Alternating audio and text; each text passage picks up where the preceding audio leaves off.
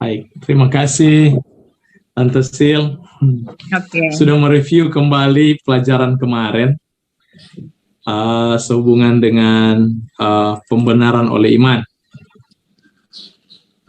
Terima kasih kita semua yang sudah bersama-sama pada siang hari ini, kiranya boleh mendapat berkat dari pelajaran siang hari ini. Dan sementara kita belajar sehubungan dengan konsep Ka'bah, konsep keselamatan yang kita lihat dari struktur Ka'bah yang menjadi simbol kematian Yesus, menjadi simbol keselamatan. Bagaimana proses keselamatan itu jalan. Dan pada saat ini kita akan datang kepada pembahasan yang kedua di ruangan pertama dari cerita Ka'bah itu. Untuk itu saya minta saudara-saudara semua yang hadir, kita sekali lagi tunduk kepala dan kita satu dalam doa. Tuhan, terima kasih untuk segala kasih setiamu yang kami rasakan sampai saat ini. Terima kasih Tuhan, kami ingin belajar di kaki-Mu. Kiranya Tuhan Engkau akan urapi kami dengan hikmat-Mu, dengan akal budi-Mu, pengertian pengetahuan sorgawi. Kami boleh memahami dengan baik dan kami boleh hidupkan semuanya seturut dengan kehendak. Berkatilah setiap telinga yang mendengar, setiap mata yang melihat dan pikiran yang dibukakan kepada-Mu. Inilah kami Tuhan, sebagaimana kami ada, kami datang menghadap hadirat Tuhan. Dalam nama Yesus kami berdoa dan mengucap syukur. Amin. Amin. Baik, saya akan share screen di sini. Oops.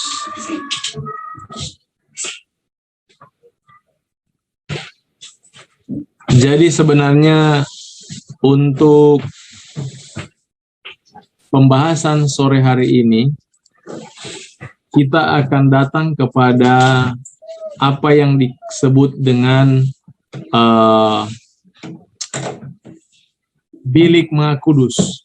Karena yang lalu ketika kita membahas mengenai bagian pelataran dari Ka'bah, di sana kita sudah lihat, ini hanya sedikit lagi untuk pengulangan saja. Kita sudah lihat di instrumen bagian luar Ka'bah itu ada dua instrumen, yaitu mezbah korban bakaran dan juga kandil pembasuhan. Nah, sekarang saya mau tunjukkan kembali gambarnya supaya kita bisa lebih, atau Ka'bah, namun datang kepada konsep yang kedua yang disebut dengan penyucian oleh iman. Penyucian oleh iman. Nah, perhatikan ini dia. Ini bentuk Ka'bah yang sudah kita bahas selama ini. Waktu masuk ada dua instrumen. Mezbah korban bakaran dan juga ada kandil pembasuhan berisi air. Ini semua melambangkan penyucian. Jadi orang Israel, saya hanya mau review saja, saya lihat ada beberapa yang baru datang. Jadi ketika orang Israel dulu mereka mau mengadakan pendamaian atas dosa-dosa mereka, datang pengakuan. Beda kita sekarang, langsung imamat yang rajani, mengaku dosa pada Tuhan, selesai. Tetapi di zaman ini tidak, mereka harus bawa domba atau lembu atau segala burung yang sudah ditentukan untuk menjadi korban. Dan juga menjadi persembahan, korban persembahan untuk pengampunan dosa. Jadi mereka persembahkan semua itu di mezbah ini. Di mezbah ini dipersembahkan, dibakar, darahnya dipercik di keempat tanduk mezbah ini. Baru imam itu menyatakan apa dia itu dapat diterima atau tidak melalui Urim dan Tumim yang ada, dua batu yang ada di dada seorang imam. Dan Tuhan menjawab dosa itu sudah diterima atau tidak, sudah diampuni atau tidak melalui Umim dan Tumim itu. Nah, Dan di sini ada kandil pembasuhan yang kita kenal dengan laver bahasa Inggrisnya. Jadi imam juga selesai dia mengadakan mengadakan pengorbanan di sini. Untuk masuk ke dalam dia harus cuci tangan dulu. Dia membersihkan badannya di sini. Jadi semua ini adalah proses penyucian. Nah, baru dia masuk ke dalam Ka'bah. Ini Ka'bahnya. Saudara bisa lihat ya, itu kursor saya. Jelas ya? Nah, ini Ka'bah ini. Ka'bah ini ada terbagi dua pintu, dua part bagian. Yang bagian pertama yang dibatasi dengan tirai di tengah. Nah, tirai ini yang dirobek waktu Yesus mati, malaikat robek tirai ini. Tirai yang di tengah ini yang dirobek. Artinya, tidak ada lagi ruangan yang kudus dan ruangan maha kudus. Jadi, yang memisahkan ruangan ini adalah tirai ini. Di ruangan kudus ini ada 3 instrumen yang disebut dengan meja roti sajian, 7 kaki dian, dan mesbah ukupan yang menjadi simbol doa. Saya mau katakan ini, semua ini adalah simbolik untuk menggambarkan Kristus itu yang sudah kita bahas yang lalu. Saya hanya mengulangi saja. Nah, pertemuan kemarin kita bahas sampai di sini. Peristiwa yang di luar, karena ini menggambarkan 3 bagian ini, menggambarkan akan sistem penyelamatan. Di mana orang Kristen harus mengalami proses ini. Karena ini menjadi lambang proses pertumbuhan kerohanian seseorang. Dilihat dari gambar ini. Nah, pertemuan kemarin kita bahas sampai di sini. Yang disebut dengan pembenaran oleh iman, di mana orang itu kalau dia terima kematian Yesus, ini menjadi simbol akan kematian Yesus, pengorbanan, dia mengalami baptisan, ini air baptisan. Oke? Jadi 2 simbol ini yang disebut dengan simbol pembenaran oleh iman. Mengapa? Ketika orang menerima Yesus sebagai Tuhan dan dia mengakui pengorbanannya, mengakui dia menghapuskan dosa, maka orang itu terhitung benar. Saudara lihat, melalui apa? Melalui proses ini. Dan baptisan adalah langkah pernyataan bahwa dia telah menerima kematian dan kebangkitan Yesus. Makanya dalam Roma pasal 6 dijelaskan di sana bahwa sebagaimana kita yang sudah menerima Tuhan melalui baptisan, orang itu mati dan dibangkitkan bersama secara simbolik. Masuk ke dalam air, arti baptis artinya masuk dalam air.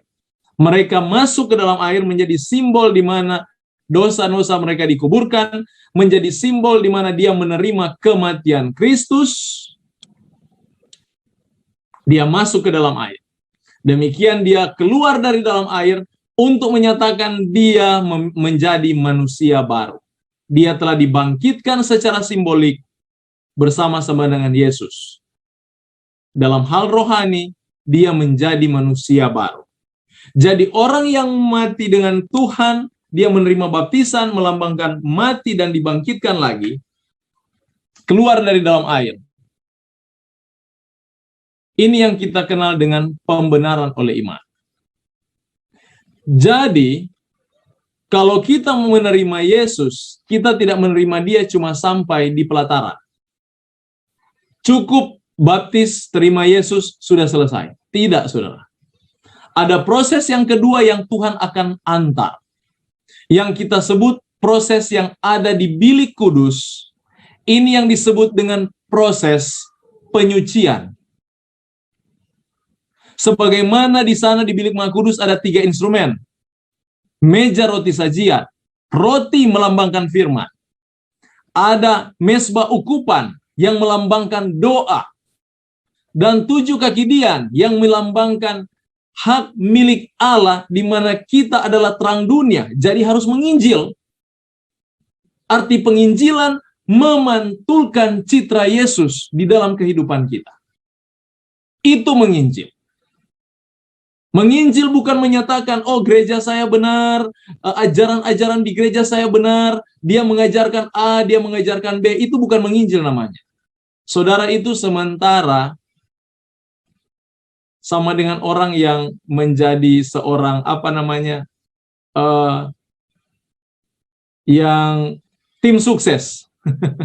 Tahu tim sukses? Memenangkan calonnya. Hati-hati di dalam keagama, di dalam gereja, kita bukan menjadi tim sukses. Memanggil orang datang ke agama kita. Bukan itu tujuan kita. Di dalam konsep penginjilan, kita sanggup memantulkan citra Yesus, dan kita sanggup di mana orang lain bisa melihat Yesus dalam hidupmu. Itu penginjilan. Namun, doktrin-doktrin atau dogma-dogma yang dimiliki oleh gereja, itu adalah alat atau tools untuk lebih jelas, di mana orang yang menghidupkannya akan lebih nampak bahwa dia adalah seorang pengikut Yesus. Bagaimana saya katakan, saya pengikut Yesus, tapi gereja saya mengajarkan boleh bunuh orang kalau dia bersalah. Betul kan? Itu dogma. Salah satu dogma gereja Kristen jangan membalaskan kejahatan dengan kejahatan. Iman rasuli, menerima kematian Yesus, menerima Trinitas, dan menerima. Jadi coba perhatikan, setiap dogma, setiap ajaran itu menunjang akan karakter kita. Jadi dogma itu tidak menyelamatkan, tetapi itu menunjang kehidupan kita di mana kita sanggup menyatakan Yesus itu dengan lebih jelas. Jadi itu fungsi dogma. Jadi bukan saya katakan hentikan dogma, yang penting percaya Yesus. Kalau kita hanya percaya Yesus, kita hanya sampai di sini. Tetapi di instrumen yang di bilik kudus ini, ada doa, ada firman, dan juga terang dunia yang dijadikan menjadi simbol 7 kaki Dian ini. Jadi saudara dan saya dipanggil menjadi terang. Selain itu, saudara dan saya ketika jadi Kristen dipanggil untuk lebih giat membaca, mempelajari firman Tuhan untuk kehidupan pribadi. Jangan saudara membaca firman Tuhan untuk orang lain. Untuk kehidupan pribadi. Dan kita mengoreksi diri kita dengan doa-doa. Jadi doa-doa itu, arti doa, berhubungan dengan Tuhan. Prayers, pray, memohon. Apa yang kita mohonkan? Apakah saya mohonkan saya minta kue Tuhan? Itu yang dimohonkan? Kayak anak kecil. Saya mohon Tuhan, saya berikan kue. Saya mau kaya ini Tuhan. Berikan saya uang Tuhan. Di dalam konsep pertumbuhan, bukan itu yang menjadi doa utama. Tetapi yang paling utama adalah bagaimana kita memiliki hubungan dengan Tuhan untuk Tuhan boleh terlibat di dalam kehidupan saya, dalam hal-hal kehidupan kerohanian. Jadi itu fungsi doa. Doa itu bukan membawa Tuhan turun dan mendengarkan kita. Tidak. Doa itu membawa kita naik kepada Tuhan untuk memahami Tuhan. Kadang-kadang orang suka manipulasi iman dengan doa ini. Memanipulasi. Dengan iman dia nyatakan harus begini, harus begitu. Seolah-olah iman itu dapat mengubah prinsip Tuhan. Makanya di dalam proses pertumbuhan yang ada di bilik Maha Kudus ini, bilik kudus ini, yang menjadikan simbol ini, simbol doa, mesbah ukupan, seorang Kristen yang mau bertumbuh, dia selalu mengoreksi dirinya di dalam doa. Jadi doanya berfokus bukan kepada permintaan-permintaan sesuai dengan keinginan hati nuraninya, tapi doa-doanya adalah untuk meminta Tuhan membentuk karakternya untuk supaya boleh menjadi serupa dengan Tuhan, dengan Yesus. Ini yang dimaksud dengan proses pertumbuhan itu. Bagaimana memiliki proses pertumbuhan itu? Kalau kita lihat di ayat Efesus 4:15 dia katakan begini, tetapi dengan teguh berpegang kepada kebenaran di dalam kasih, perhatikan ini, kita bertumbuh di dalam segala hal. Dalam segala hal. Dalam setiap percakapan, dalam setiap berpikir, dalam setiap tingkah laku, kita harus bertumbuh. Ke arah mana? Bertumbuh ke arah Kristus yang adalah kepala. Artinya kita harus hari demi hari kita lebih menyerupai Yesus. Itu fungsi kekristenan. Jadi sesudah kita menerima Yesus melalui baptisan yang disebut dengan pembenaran oleh iman, kita sudah dibenarkan. Ada proses yang kedua di mana proses pertumbuhan yang kita kenal dengan proses penyucian. Proses penyucian. Kita Yesus sudah benarkan. Ketika pembenaran oleh iman itu berlaku dalam hidup kita, kita dinyatakan benar. Sekarang waktu kita dinyatakan benar, alam semesta akan tanya kepada Bapa. Jadi waktu kita menerima Yesus melalui baptisan, Allah Bapa di sorga mengumandangkan ke dalam seluruh penduduk sorga. Dia katakan dengan bangganya, lihat anakku yang kukasihi. James sudah menerima Yesus anak saya menjadi Tuhannya. Dan kebenaran yang Yesus hidupkan dipakaikan kepadanya. Jadi pembenaran itu adalah di mana segala karakter Yesus yang Yesus buat tanpa dosa, tanpa celah. Semua yang Yesus lakukan tanpa celah, itu dipakaikan kepada kita seolah-olah hal itu kita yang buat, padahal bukan kita yang buat. Saudara lihat bentuk karunia, itu yang disebut karunia. Pemberian yang tidak layak kita peroleh.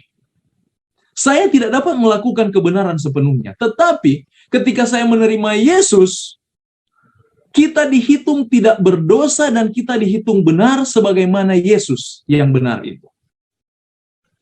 Dan segala yang Yesus perbuat dalam kehidupannya yang benar itu dipakaikan kepada kita. Itu yang disebut dengan pembenaran oleh iman. Itu terjadi ketika kita terima Yesus dalam baptisan. Nah, puji Tuhan kalau waktu saudara terima Yesus dalam baptisan, terus orang tembak, pang, mati. Saudara di sorga itu. Karena kenapa? Di saat saudara terima Yesus dan saudara dihitung benar, tidak ada dosa, tidak ada celah, dan saudara mati. Saudara dihitung benar, masuk surga itu. Hanya masalahnya, kan nyatanya kita akan hidup lagi. Keluar dari kolam baptisan, kita akan hidup sebagaimana kita hidup sehari-hari, dan kehidupan ini butuh. Ada satu yang dibutuhkan untuk mempertahankan kebenaran yang Tuhan sudah pakaikan, untuk menyatakan ketika Allah Bapa nyatakan, James sudah benar, tidak ada dosa, tidak ada salah karena dia sudah menerima Yesus. Oke, sesudah itu, saya harus buktikan setiap hari bahwa kebenaran itu ada dengan saya. Dan proses ini yang kita kenal dengan penyucian oleh iman. Proses ini ditandai dengan supaya itu dapat terjaga, kebenaran yang Yesus pakaikan kepada saudara ketika menerima Yesus, kepada saya ketika menerima Yesus, bagaimana supaya ini terjaga? Ada instrumen yang menjadi simbol di dalam pertumbuhan ini. Instrumen ini yang disebut dengan meja roti sajian yang melambangkan firman Tuhan, dan juga mesbah ukupan yang melambangkan doa.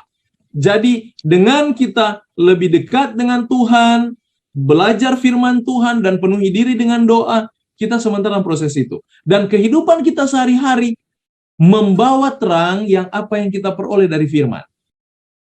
Jadi saudara, kalau kita jadi Kristen dan hidup kita hanya begitu-begitu terus, tidak ada pertumbuhan kerohanian, bertumbuh dalam segala hal dalam arah ke Yesus. Jadi dulu sebelum saya kenal Yesus, saya mungkin tukang maki. Tetapi sekarang lebih lama saya hidup dengan Yesus, pertumbuhan itu sebenarnya kondisi-kondisi yang jahat itu sebenarnya sudah ditinggalkan. Kalau tidak, saudara tidak pernah bertumbuh dalam kekristenan. Dan ingat Tuhan katakan, apabila engkau tidak berbuah, engkau akan dipangkas dan dibuang ke api neraka. Tuhan yang katakan itu. Karena yang dia tuntut bagi umatnya adalah pertumbuhan. Orang Yahudi ditolak Tuhan karena mereka, apa yang Yesus katakan? Engkau adalah ladang Tuhan. Engkau adalah tempat di mana Tuhan bekerja. Tetapi mereka tidak berbuah. Malah dia bilang, buah yang kuperoleh dari hal ini adalah, dari bangsa ini adalah buah yang asam. Makanya mengapa Yesus kutuk pohon ara? Dia kutuk pohon ara karena pohon itu melambangkan bangsa Yahudi. Kelihatan indah bangsa ini, memiliki hukum Allah, tetapi mereka tidak menghasilkan buah. Buah apa yang dimaksudkan Tuhan? Buah roh. Di mana buah-buah mereka harus bertumbuh searah dengan apa yang Tuhan mau. Bertumbuh searah dengan karakter Kristus. Makanya Yesus turun sebagai manusia untuk memantulkan siapa Allah itu sebenarnya. Dia ingin menyatakan kepada umat, begini karakter Tuhan yang sudah disalahpahami oleh bangsa Yahudi waktu itu. Nah, kita sekarang orang Kristen, kita sudah pahami sekarang mengenai hal ini. Jadi tidak ada lagi masalah kekeliruan di dalam pemahaman untuk menjadi serupa dengan Yesus, karena Yesus sudah nyatakan itu melalui firman. Jadi orang Kristen saat ini diajak untuk bertumbuh. Perhatikan 2 Petrus 3:18. Tetapi bertumbuhlah dalam kasih karunia.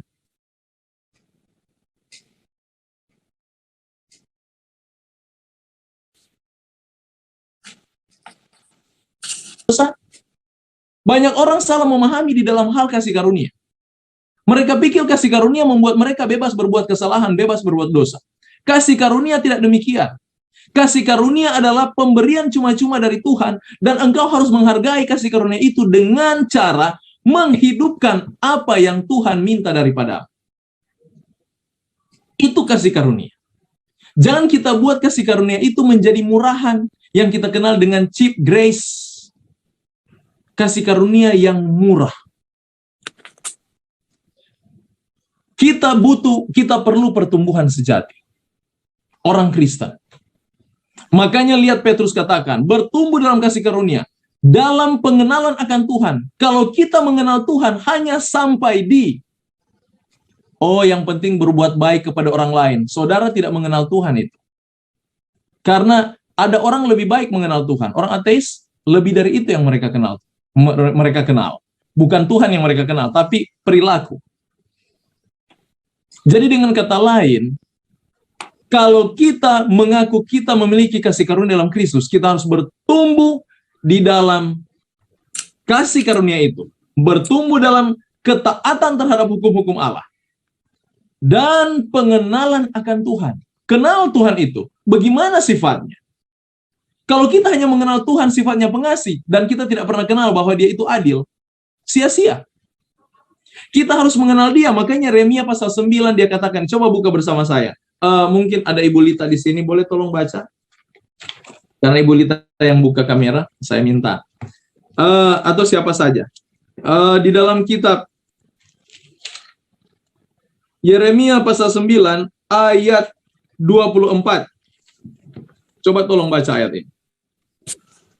Yeremia 9 ayat 24.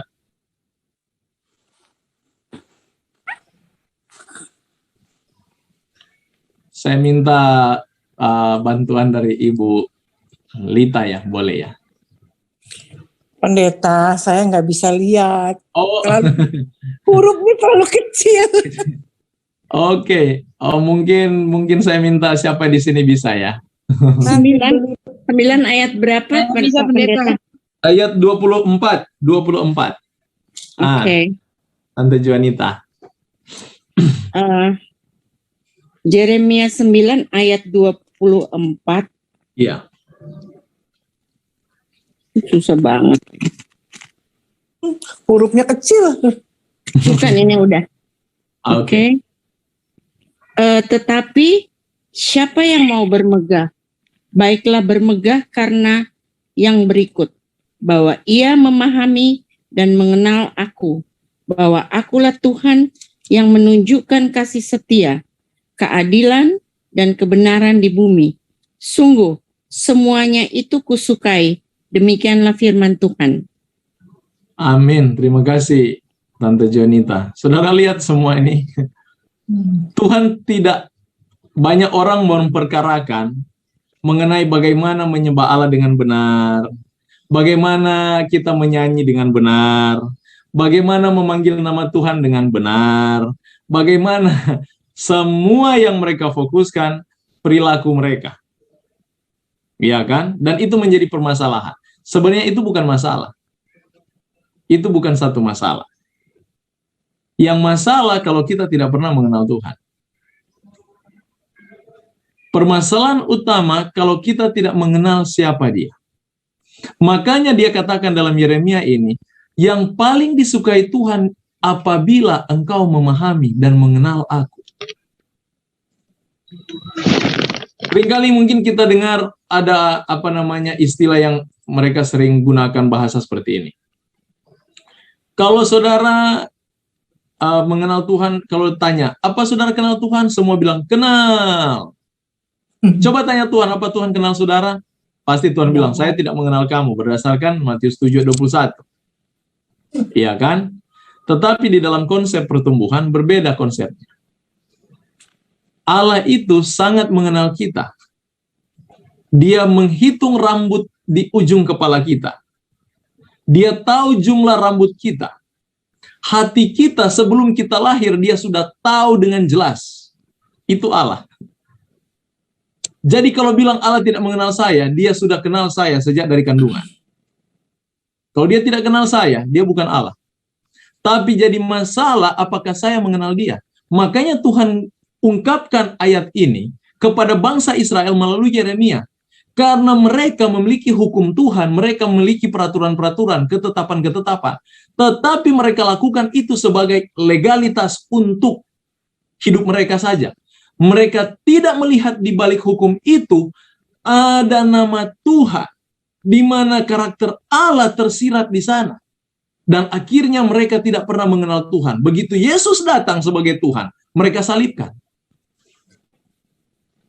Demikian di dalam kehidupan kita, kalau kita tidak mengenal Tuhan, kita tidak dapat bertumbuh.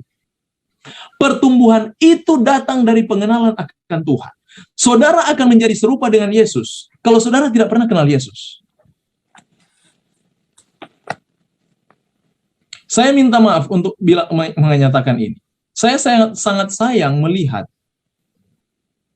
ada kaum-kaum Kristen membentuk satu komunitas untuk berperang atas nama Tuhan. Saya tidak tahu kalau di Jakarta ini, tapi kalau di Manado, komunitas ini yang kita kenal dengan Manguni. Mereka itu pembela Kristen. Dan banyak orang bangga karena mereka pembela Kristen. Ada teman saya sedikit ateis. Dia katakan begini, James, Tuhan kok dibela? Saudara ngerti bahasanya? Waktu dia bilang itu, saya langsung tangkap. Memang itu Tuhan tidak suka seperti itu. Karena Tuhan itu, dia mau dia itu dikenal bahwa dia itu Maha Pengasih. Dia itu Maha Penyayang. Kita harus mengenal Dia. Tidak perlu ada pembelaan-pembelaan demikian. Dengan kata lain, di dalam pertumbuhan kekristenan, yang menjadi fokus, kalau kita menjadi orang Kristen, kita harus menjadi serupa dengan Yesus. Penuh dengan pengampunan. Mengapa harus ada perang? Mengapa muncul dalam sejarah ada perang salib? Buat apa perang salib? Untuk membela nama Yesus. Apakah Yesus pernah mengajarkan membunuh? Iya. Saudara lihat. Tapi mereka katakan mereka kenal Yesus. Tidak pernah kenal Yesus. Semakin kita mengenal Yesus, yang ada dalam hidup kita, kita semakin mengampuni. Bukan semakin membenci. Yes.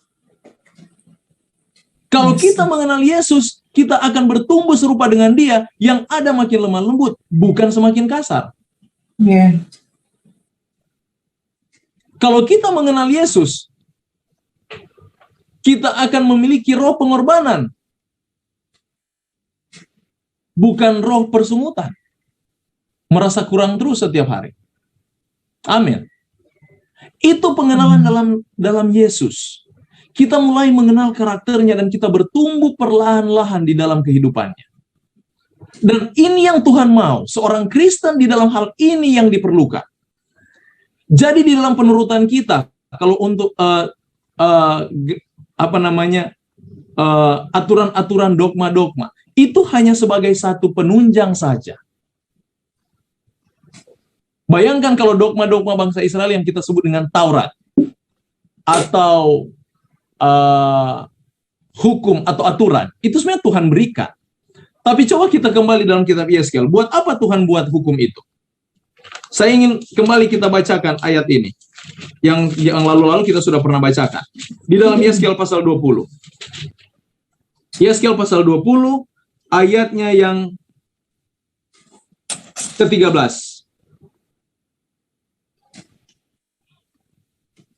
Coba tolong bacakan. Ada yang bisa membantu saya bacakan. Yeskel pasal 20 ayat 13.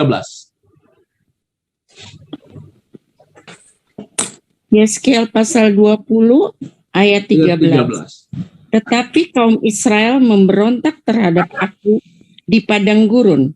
Mereka tidak hidup menurut ketetapan-ketetapanku dan mereka menolak peraturan-peraturanku yang kalau manusia melaksanakannya, ia akan hidup. Mereka juga melanggar kekudusan hari-hari Sabatku dengan sangat. Maka aku bermaksud hendak mencurahkan amarahku ke atas mereka di padang gurun, hendak membinasakan mereka. Lihat ini ayatnya, terima kasih Ibu Jonita. Perhatikan ayat ini.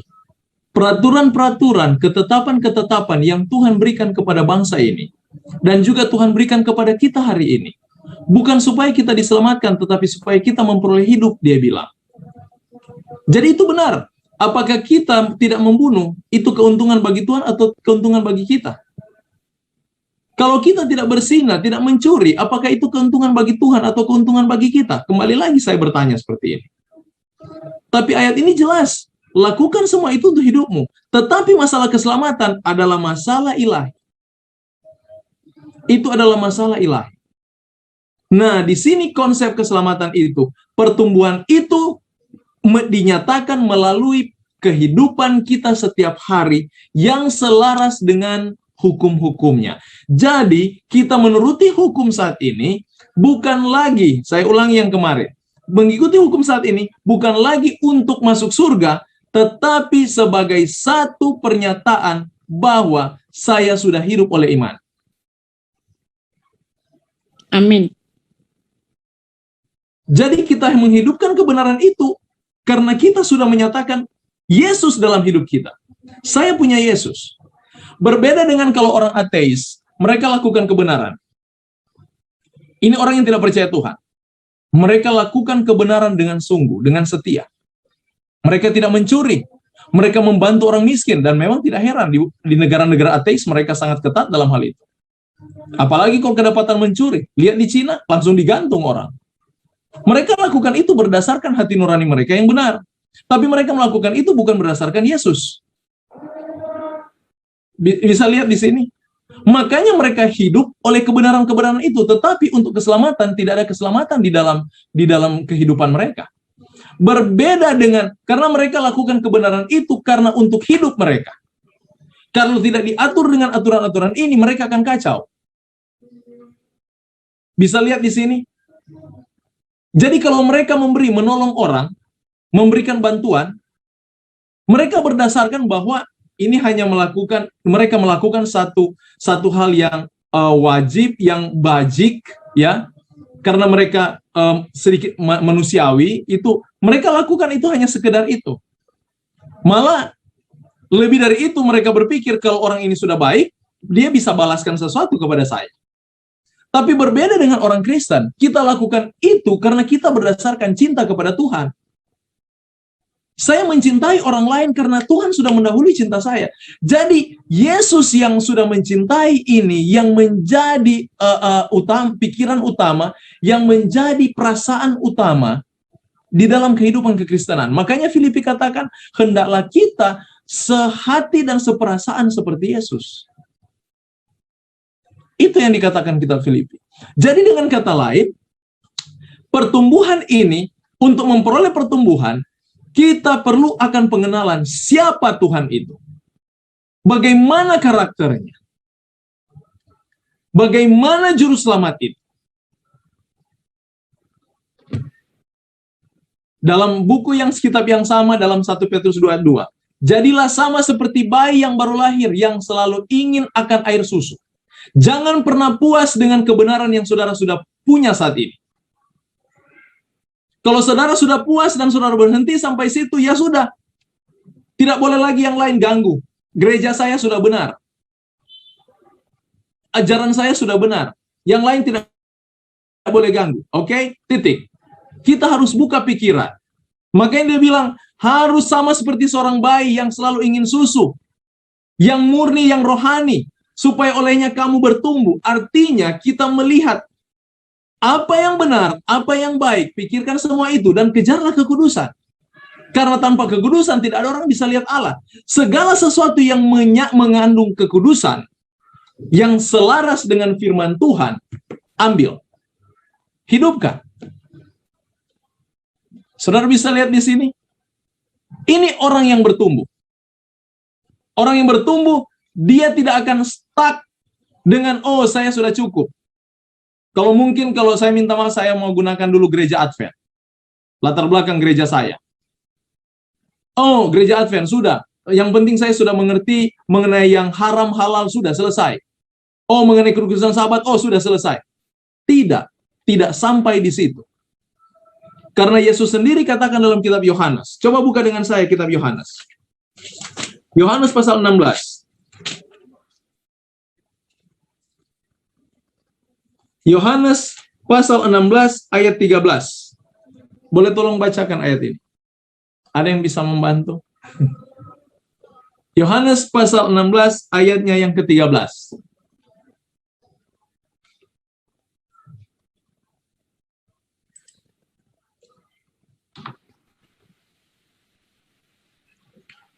Yohanes pasal 16 ayat 13. Okay. Yohanes 13 ayat 16 ayat 13, Mom. 16 ayat 13. Oke. Iya.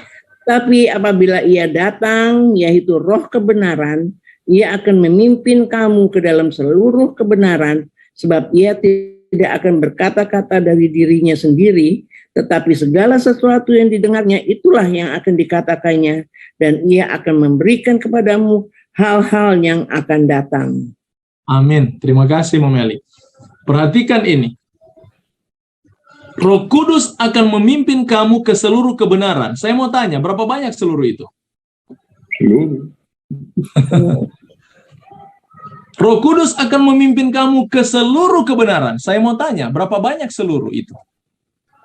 Ya, semua. Ya kan? Jadi kebenaran itu tidak berhenti.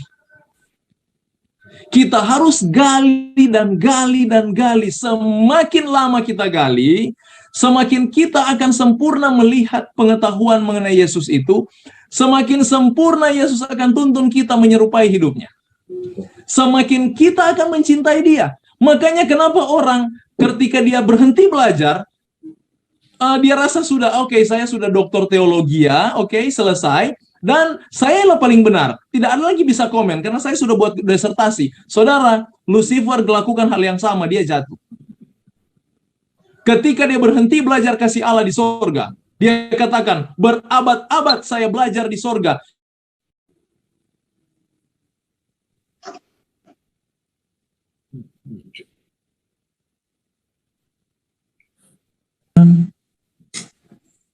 Dia tidak pernah melihat Tuhannya marah, pernah melihat Tuhannya itu tidak lemah lembut. Selalu dia lihat Tuhannya ramah, Tuhannya baik hati, penuh dengan cinta, iya kan? Akhirnya dia pikir-pikir, apalagi yang saya mau belajar, saya sudah tahu kok dia kasih, oke, saya berhenti belajar kasih. Dan apa yang jadi ketika dia berhenti? Dia jatuh. Karena kasih Allah itu dalam dan tidak ada batasnya. Makanya Roh Kudus akan memberikan kepada kita pengetahuan-pengetahuan mengenai kebenaran-kebenaran itu. Dan konsep utama di dalam setiap kebenaran kita peroleh, kasih. Kita tidak boleh terpisah dari itu. Jadi, kalau kita melakukan aturan-aturan atau Taurat dalam bahasa Yunani Ibrani, kita lakukan itu. Kalau kita tidak bisa melihat karakter Allah di situ, kita tidak bisa melihat kasih Allah di situ, kita tidak bisa melihat Allah di situ, Yesus di situ, kita gagal di dalam mempelajari kasih itu, Taurat itu. Orang Yahudi melakukan itu dengan setia. Tidak ada yang tidak mereka lewatkan. Titik koma mereka hafal dan mereka hidupkan. Orang muda yang kaya menghadap Yesus dan katakan, aku sudah lakukan semuanya itu. Apalagi Tuhan, supaya saya bisa ke surga. Saudara lihat, dia bukan berbohong. Dan Yesus tidak katakan dia bohong. Tidak. Yesus tidak katakan dia bohong. Karena dia lakukan itu dengan setia. Orang Yahudi sampai detik ini melakukan semua tuntutan Tuhan dengan setia. Makanya mereka disebut ortodoks. Titik koma mereka lakukan. Tetapi mereka tidak dapat melihat Yesus di sana. Akhirnya perbuatan mereka dihitung salah. Tapi orang Kristen sekarang terbalik. Mereka melihat Yesus terlalu dalam, mereka tidak tahu bagaimana cara lihatnya, tetapi hukum-hukum Tuhan diabaikan. Supaya tidak jadi sama dengan orang Yahudi. Oke, abaikan saja hukum Tuhan dan kita percaya dengan Yesus. Begitu kita lakukan itu, kita pun akan jatuh seperti mereka. Makanya Yesus dan aturan itu tidak dapat dipisahkan. Makanya tadi di dalam instrumen Ka'bah ada firman, ada doa, ada 7 kaki dian. Ini menyatakan bagaimana firman dan 7 kaki dian memiliki relasi yang sangat kuat dengan doa itu. Supaya 3 instrumen ini berlaku dalam hidup kita. Yang kita akan pantulkan itu citra Kristus. Semakin kita mencintai Yesus, semakin kita belajar firman-Nya, semakin kita melihat karakternya, kita semakin jatuh cinta kepadanya, dan kita semakin rindu kepadanya. Saya tidak dapat meninggalkannya, dan saya cinta lagi, dan saya hidupkan lagi, dan ini akhirnya menjadi hidup utama, dan akhirnya dia akan katakan seperti Rasul Paulus, bukan aku lagi yang hidup, tapi Yesus yang hidup dalam aku. Amin. Saudara lihat, Amin. menjadi seorang Kristen bukan menjadi seorang yang main-main. Oh, yang penting percaya Yesus, kita yang penting Kristen, cara ibadah kita sudah benar. Yesus tidak memperhatikan cara ibadah kita. Sedangkan kita ibadah jungkir balik, itu tidak ada pengaruh sama Tuhan. Menjadi pengaruh utama, apakah kehidupan kita sudah memantulkan ibadah itu yang sejati?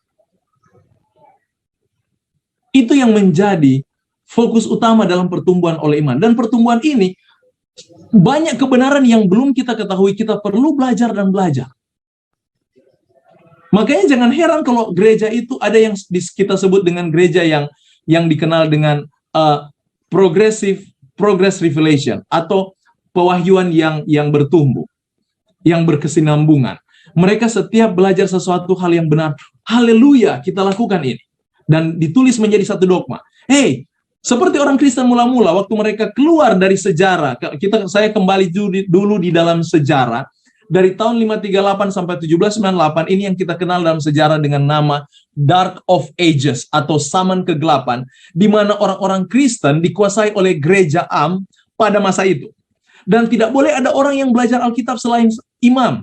Jadi, selama kurang lebih 1260 tahun, umat-umat Kristen hanya berharap dari apa yang dikatakan oleh seorang imam, seorang pendeta. Jadi mereka hidup dengan menjadikan kehidupan itu menjadi satu tradisi saja. Jadi aturan-aturan kekristenan itu menjadi aturan-aturan tradisi. Sehingga ketika mereka terlepas tahun 1798, mereka mendapatkan kebebasan hati nurani, mereka lari ke Amerika dan membentuk bangsa ini. Mereka ini orang-orang Eropa yang lari mencari kebebasan hati nurani. Dan di sana mereka mulai belajar sendiri Alkitabnya. Maka terbentuklah denominasi-denominasi. Denominasi gereja baptis yang disebut dengan Mennonites. Pada mulanya itu dari kaum Mennonites, Meno. Ada seorang namanya, saya lupa namanya, tapi famnya Meno. Makanya pengikutnya disebut Mennonites. Mereka adalah grup pembelajar Alkitab. Ketika mereka baca, mereka bilang, hey, kami dulu tidak pernah tahu bahwa baptisan itu ternyata diselamkan. Dan mereka tulis itu sebagai satu dogma untuk ajaran mereka. Dan mereka ini yang disebut dengan kaum Mennonites. Dari kaum ini bertumbuh gereja baptis. Kita harus tahu sejarahnya. Gereja baptis yang memperkenalkan bahwa dari Mennonites ini bahwa harus ada baptisan selam. Hey, satu lagi grup datang. Ternyata ada Roh Kudus. Roh Kudus memiliki aktivitas banyak di sini. Dan muncullah apa yang disebut dengan Pentakostal, yang menekankan mengenai pergerakan Roh Kudus. Saudara lihat, ini terjadi yang disebut dengan progress revelation. Jadi setiap mereka belajar, mereka menemukan pelajaran yang baru. Nah sekarang, semua pelajaran yang mereka sudah pelajari dahulu, sudah kita pegang hari ini. Amin. Kita sudah pegang hari ini. Dan sekarang, apakah sudah berhenti? Tidak, masih ada hal-hal yang lain yang belum digali. Dan kita perlu tahu itu. Sekarang yang kita pelajari mengenai yang kemarin, pertemuan kemarin, yang disebut dengan righteousness by faith, atau pembenaran oleh iman, itu ditemukan oleh Martin Luther. Ketika dia baca Alkitab, dia bilang, hey, ternyata keselamatan orang itu karena dia sempat menyiksa dirinya, dia pikir dia tidak selamat. Dia orang durhaka, dan dia cambuk, dia buka bajunya, dia cambuk pakai bannya, rimnya. Karena dia merasa dia berdosa, tidak layak di hadapan Tuhan, dia cambuk. Ketika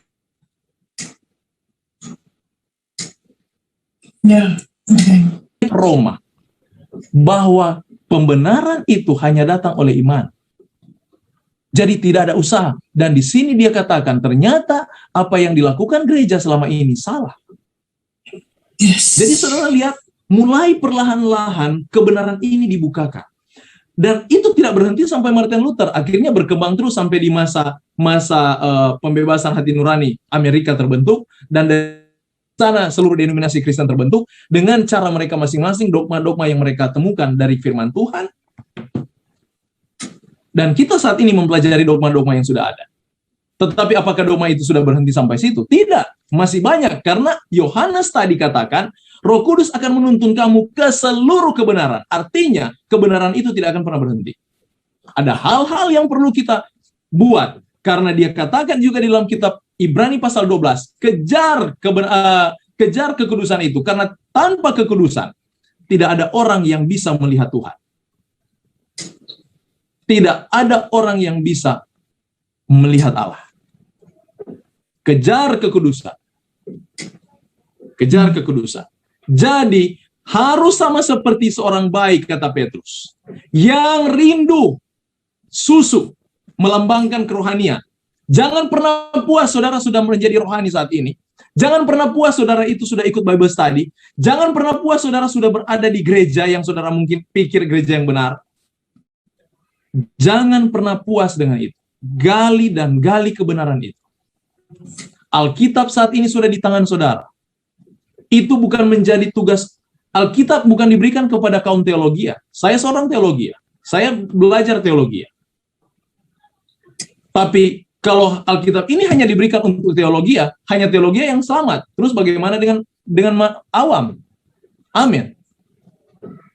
Karena Yesus sendiri katakan di akhir zaman, yang akan menjadi penyesat itu guru-guru palsu. Siapa guru-guru itu? Kaum teologi. Saya bukan mau menjelekkan teologi, tapi saya membawa pikiran kita di sini. Jangan bergantung imanmu, keselamatanmu kepada manusia. Walaupun saya ajarkan hari ini apa yang saudara dengar, jangan berhenti sampai sini. Saudara catat di rumah, pelajari kembali. Jangan-jangan James ini terpeleset lidahnya dan menuntun umat ini ke dalam neraka. Pelajari kembali, jangan hanya amin, amin, amin, tapi tidak disadari kita sementara dituntun ke dalam kebinasaan. Amin. Pelajari kembali, pelajari kembali. Tulis ayat ini dan renungkan apakah benar apa yang dinyatakan. Sementara saya bicara, saya minta juga saudara berdoa dalam hati. Jangan sampai setan ambil alih di dalam pembicaraan ini, karena ini hal dia tidak suka. Dia tidak mau ada yang selamat di antara kita. Dia tidak mau. Jadi kita harus bertumbuh secara rohani. Jangan pernah puas dengan apa yang saudara dapatkan. Ini Petrus katakan. Petrus tulis ini di bawah inspirasi Roh Kudus. Jangan pernah puas. Belajar terus. Ini pekerjaan penyucian itu. Saudara pernah dengar cerita ini kan? Ada orang disalib dan dia katakan, Yesus, ingatlah akan aku. Dan Yesus katakan, saat ini engkau berada di Firdaus. Orang yang di samping kanannya ini tidak mengalami baptisan. Dia diselamatkan tanpa perbuatan. Ini penjahat loh. Betul tidak? Ini penjahat, tetapi bayangkan hanya dengan sedetik dia diubahkan menjadi orang suci. Saudara lihat bagaimana hebatnya karunia Tuhan, dan sayangnya banyak orang Kristen mau memanipulasi iman dengan menggunakan ilustrasi ini. Nanti saja jadi orang disalib, buat aja kejahatan saat ini. Nanti kalau sudah mau dekat mati, ya minta ampun, pasti Tuhan dengar. Lihat orang disalib itu. Jahat, begitu minta ampun, langsung jadi orang kudus. Jadi kita merancangkan satu hal yang jahat. Ini namanya teologi yang mengada-ada. Kalau demikian cara berpikir itu. Kita harus tahu mengapa Yesus membenarkan orang ini. Kita harus tahu saya tidak akan minta saudara baca Alkitab, tapi baca sendiri di rumah dan dengar pengertian ini. Orang ini dari istana Pilatus sudah bersama-sama dengan Yesus, betul atau tidak? Mereka dihakimi bersama-sama. Makanya keputusan penyalipan dilakukan bersama-sama. Betul atau tidak? Betul. Mengapa dia katakan kepada, mari kita buka dulu Alkitab, dan saya ingin supaya kita perhatikan bahasa-bahasanya. Di dalam kitab Matius, mengenai pencuri di salib ini. Matius pasalnya yang supaya kita mengerti apa yang dimaksudnya penyucian oleh iman itu. Orang itu bagaimana dia dinyatakan benar hanya dalam sedetik, namun dia seorang pendosa. Nah, di dalam Matius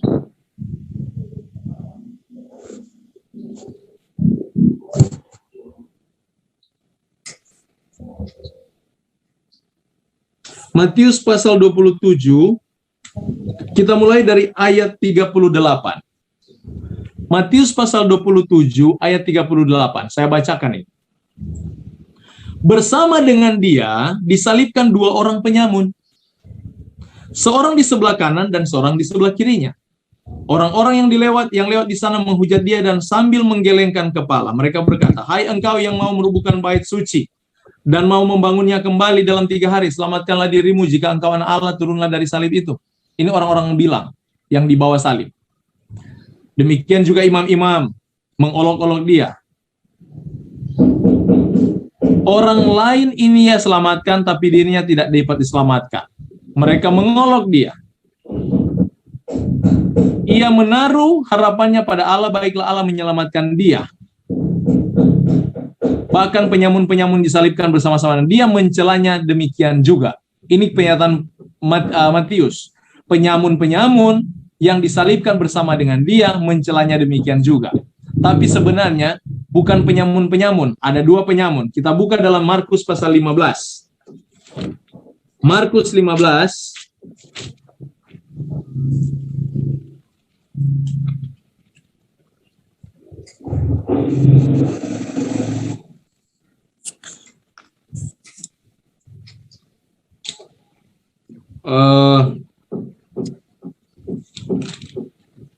Sebentar.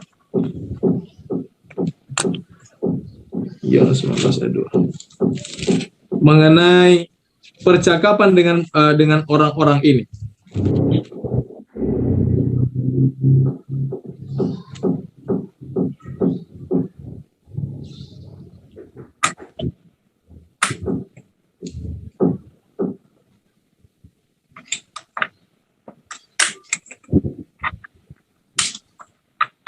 Lukas pasal 23 ayat 39. Nah, ini yang lebih jelas, yang pernyataan Lukas. Lukas pasal 23 ayat 39. Seorang dari penjahat yang digantung itu menghujat dia, katanya, "Bukankah engkau adalah Kristus? Selamatkanlah dirimu dan kami." Tetapi yang seorang menegur dia, katanya, Tidakkah engkau takut juga tidak kepada Allah, sedang engkau menerima hukuman yang sama? Kita memang selayaknya dihukum, sebab kita menerima balasan yang setimpal dengan perbuatan kita. Tetapi orang ini tidak berbuat sesuatu yang salah. Perhatikan bahasanya. Mengapa dia simpulkan Yesus tidak melakukan hal yang salah? Apa yang mendorong dia menyimpulkan Yesus tidak bersalah? Saudara lihat ceritanya? Jadi imannya ini bukan terbentuk nanti di atas salib. Di istana Pilatus, dia sudah lihat wajah Yesus yang berkasihan. Kalau seorang penjahat, mereka pasti berteriak-teriak sama dengan sahabat yang sebelah itu. Kamu kena kesakitan, makanya dia berteriak-berteriak. Selamatkan dirimu, selamatkan juga kami kalau kamu bisa. Karena kesakitan. Mungkin juga waktu dipaku mereka teriak seperti orang yang kerasukan. Tetapi orang ini memandang wajah Yesus sepanjang perjalanan dari istana Pilatus menuju Golgota. Yesus sudah dicambuk, dipukul dengan bambu, dia tetap diam.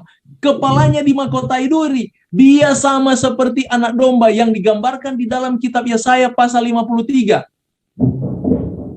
Dia diam seperti domba yang dibawa ke pembantaian. Pencuri yang disalib ini melihat semua peristiwa apa yang terjadi dengan Yesus. Yesus tidak merengang dan dia pun tidak mengeluh. Dia tidak bersungut karena sungutan itu adalah kekejian di hadapan Tuhan. Yesus tidak mengeluarkan kata-kata persungutan.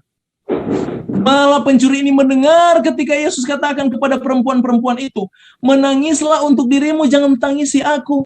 Hai perempuan-perempuan Sion. Karena Yesus telah melihat jauh ke depan apa yang akan terjadi dengan mereka di tahun 70 Masehi. Dia melihat dengan mata nubuatan. Yesus dengan lemah lembut, dia memandang dan dia mendengar. Orang pencuri ini mendengar Yesus mengampuni dari atas salib. Ampuni mereka Tuhan, karena mereka tidak tahu apa yang mereka perbuat.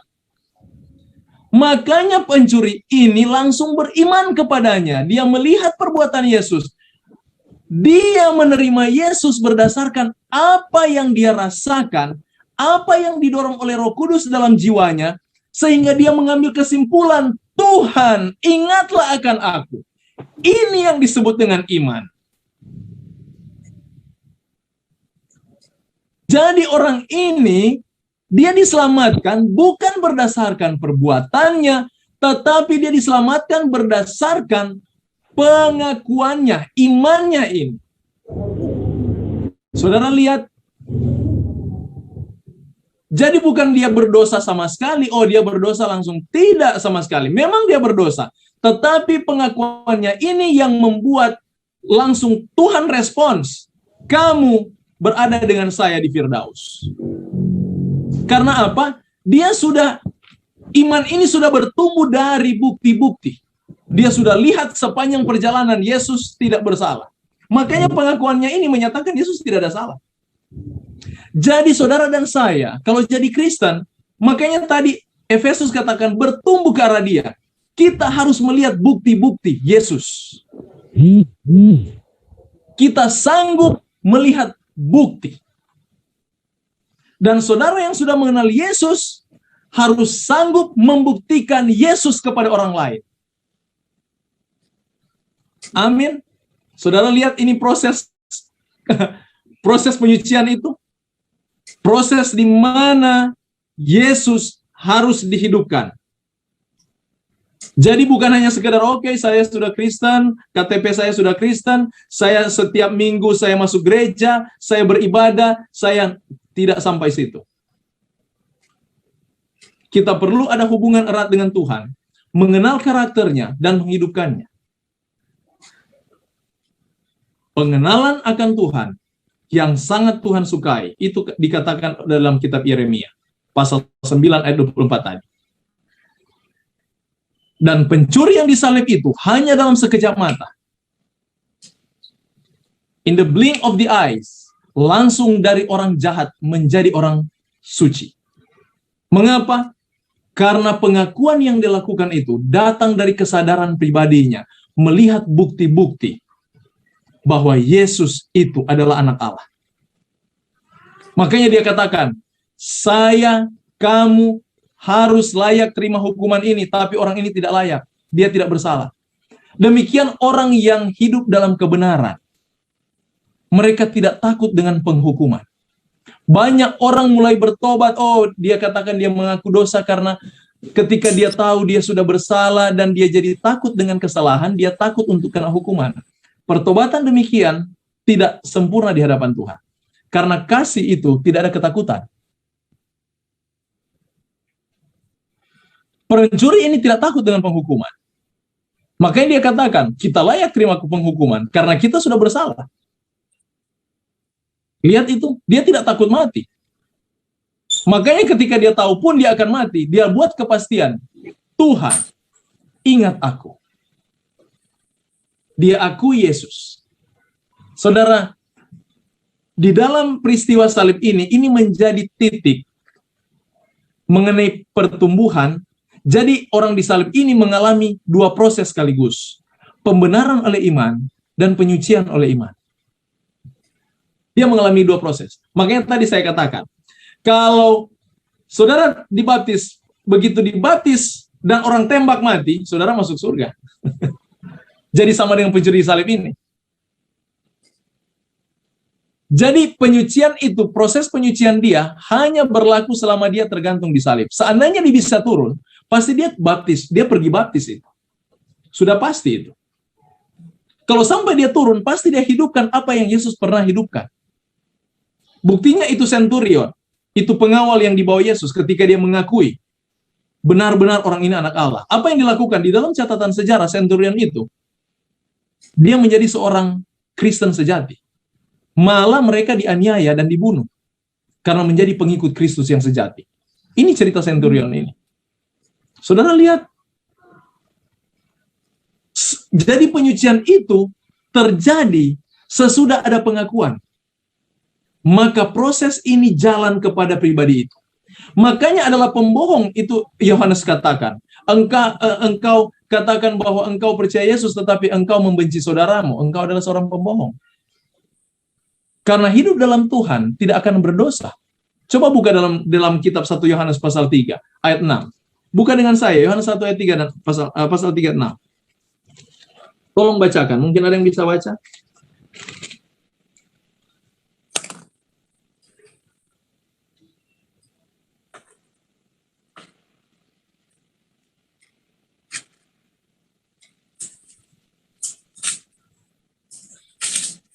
Yohanes pasal 3 ayat berapa, pendeta?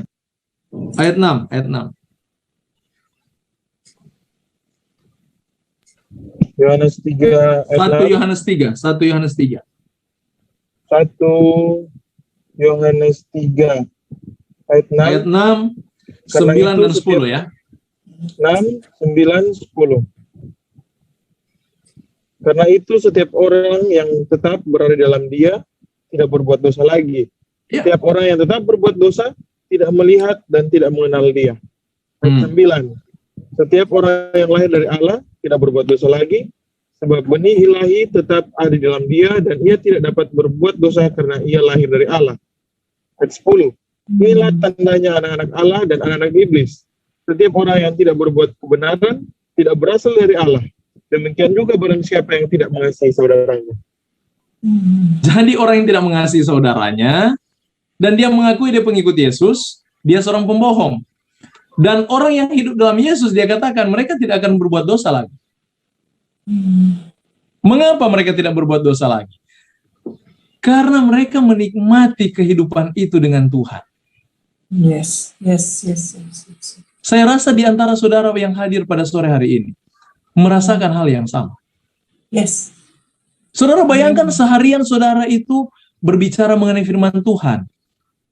Hati selalu bersyukur. Begitu datang sore selesai ini, ada ibadah lagi, dan hati itu hanya terarah pada Yesus. Saya mau tanya, begitu saudara lewati satu hari, di mana dosa yang saudara buat? Saudara lihat pengaruh ilahi?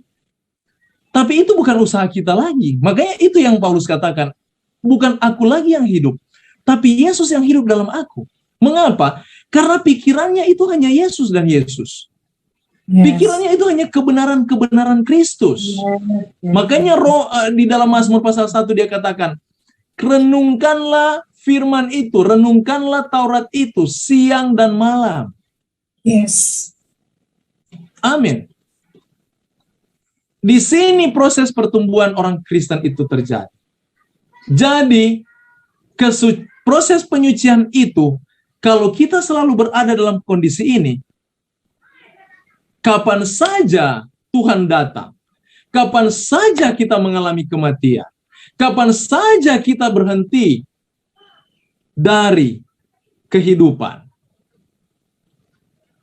kita sudah tahu pasti di mana posisi kita. Keselamatan saudara, saudara yang tahu dengan Tuhan. Amin. Makanya itu Tuhan katakan, jangan kita menghakimi orang lain. Yes. Itu alasannya. Karena yang tahu saudara punya hubungan, saudara sama dengan saya, kalau saya seorang dokter. Iya kan? Saya mau tanya, yang rasa sakit dokter atau pasien? Pasien. Pasien kan? Kalau saya kasih obat, dampak obat itu yang rasa siapa? Dokter atau pasien? Pasien. Pasien. Dokter hanya menolong bagaimana pasien ini dapat sembuh. Yes. Demikian di dalam kehidupan kita dengan Yesus. Yesus itu adalah dokter sejati. Saudara adalah pasien yang sekarat. Saudara dan saya adalah pasien-pasien yang sekarat, yang tidak mungkin memperoleh hidup. Ibarat kita ini sudah kanker stadium akhir.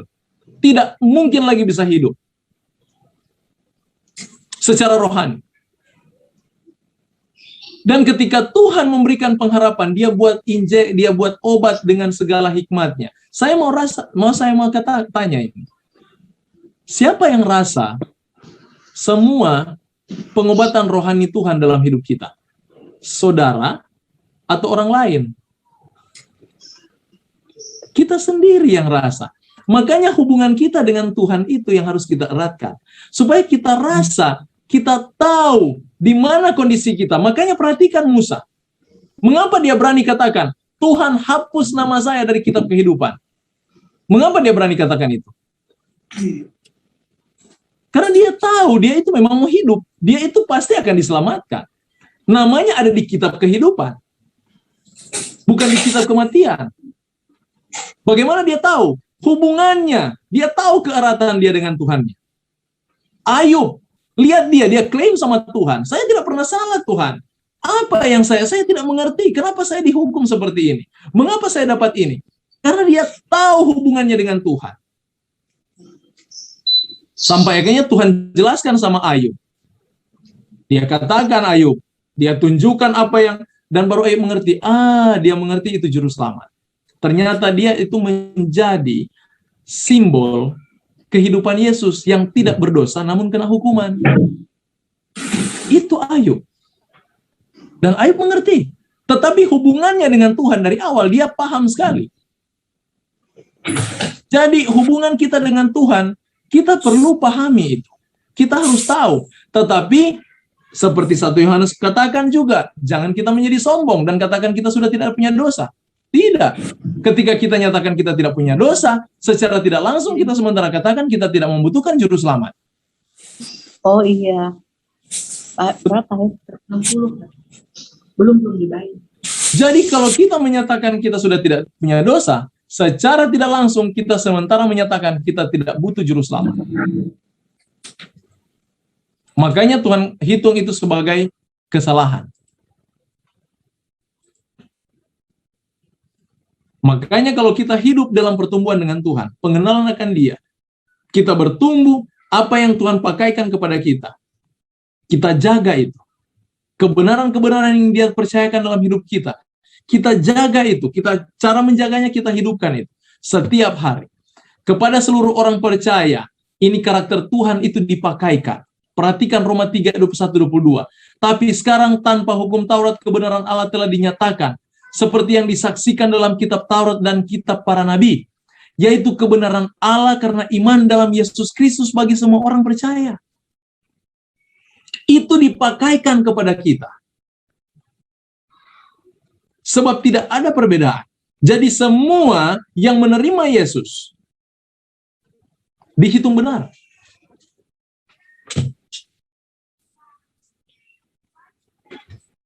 Anugerah Allah yang menyelamatkan ini, perhatikan semua ya. Semuanya dari Allah. Iman, Roma 12 ayat 3, itu pemberian.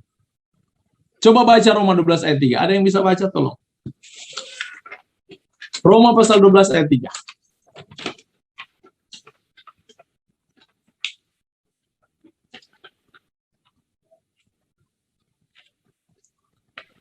Tidak lama lagi kita selesai. Ayat 3. Roma 12 ayat 3. Ayat 3.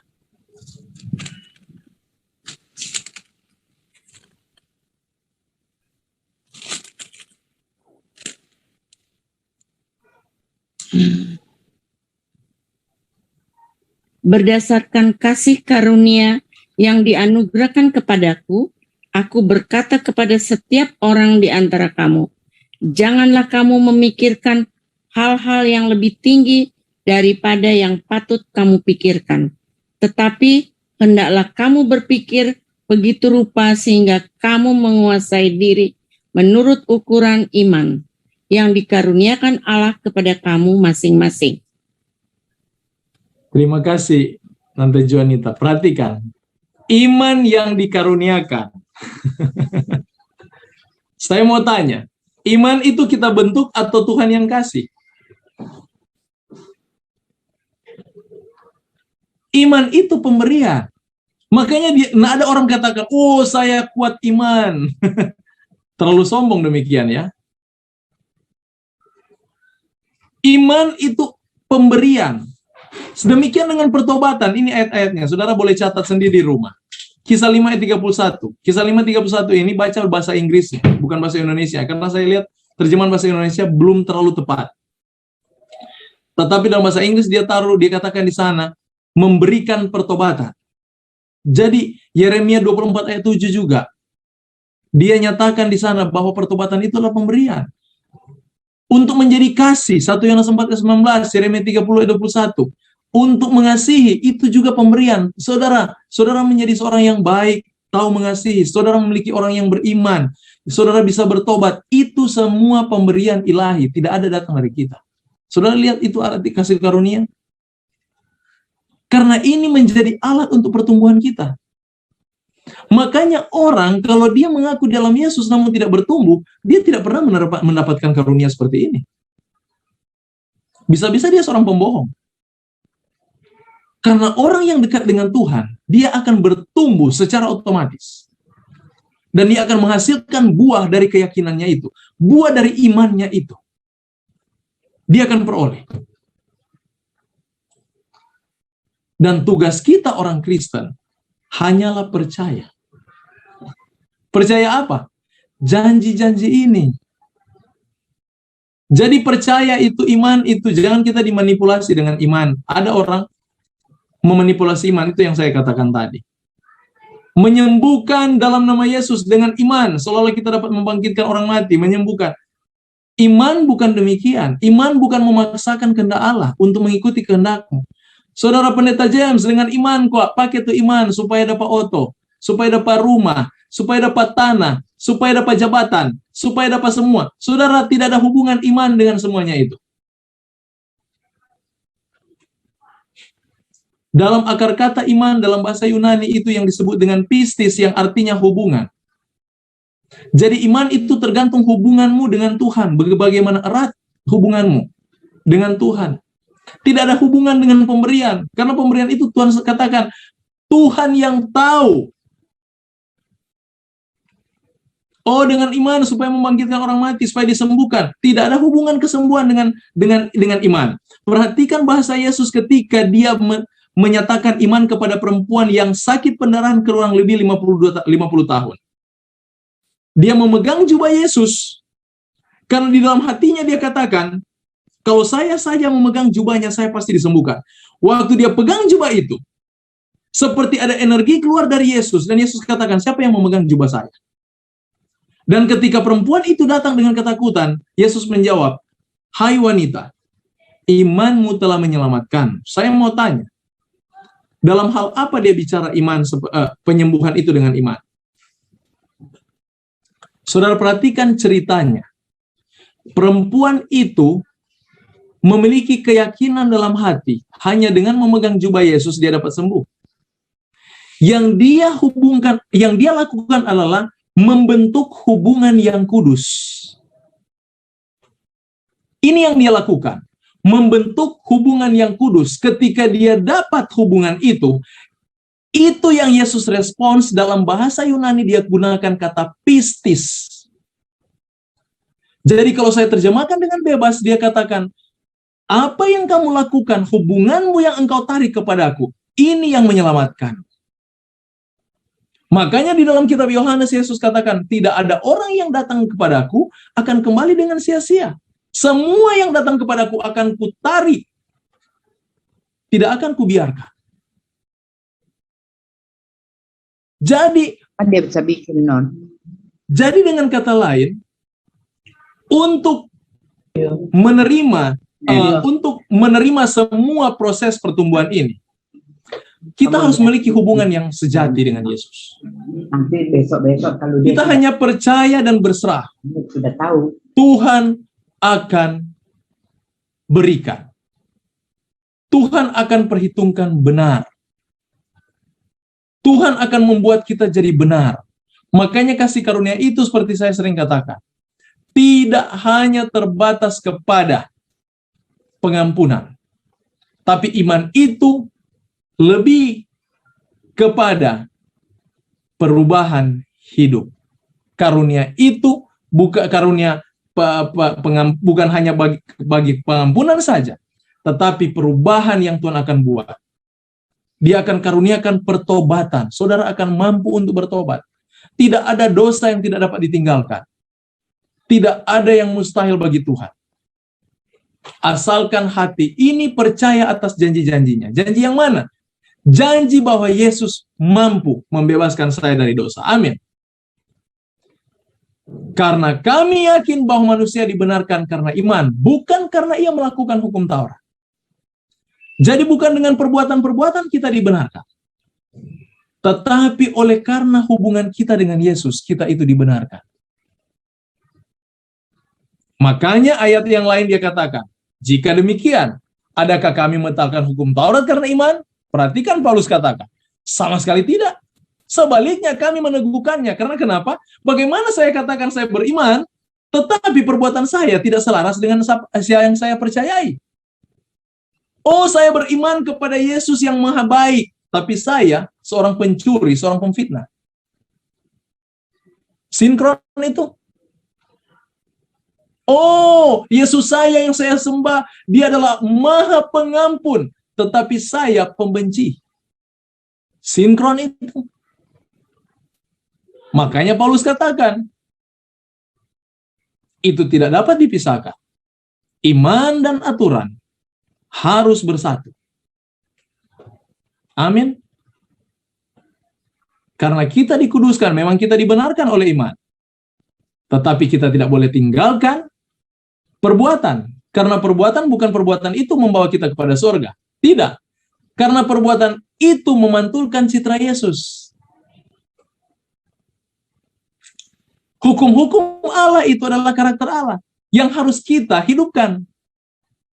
Karena orang mengenal Yesus dari mana? Bagaimana kita sebut, oh Allah kita maha pengasih, maha pengampun, tetapi kita benci mereka. Saya minta maaf ketika kita datang kepada bahasa-bahasa yang saya pikir bukan bahasa orang Kristen. Balas dengan membalas. Seolah-olah kita tidak pernah mengenal Tuhan kita. Biarlah itu jadi kepada saudara-saudara kita yang kaum sebelah. Tetangga-tetangga kaum tetangga kita. Karena mereka memang tidak memiliki pengharapan sama seperti kita. Kita punya pengharapan yang besar. Dan kita punya Yesus Juru Selamat itu. Amin. Jadi kehidupan Yesus benar-benar dipantulkan. Dan semakin kita mencintai Dia, semakin kita bertumbuh dalam keserupaan dengan Dia. Karena memang ke arah sana kita dituntun. Dan itu yang disebut dengan kekristenan. Kiranya ini boleh membawa hati kita lebih dekat dengan Tuhan. Saya berdoa dalam nama Yesus. Ada pertanyaan? Amin.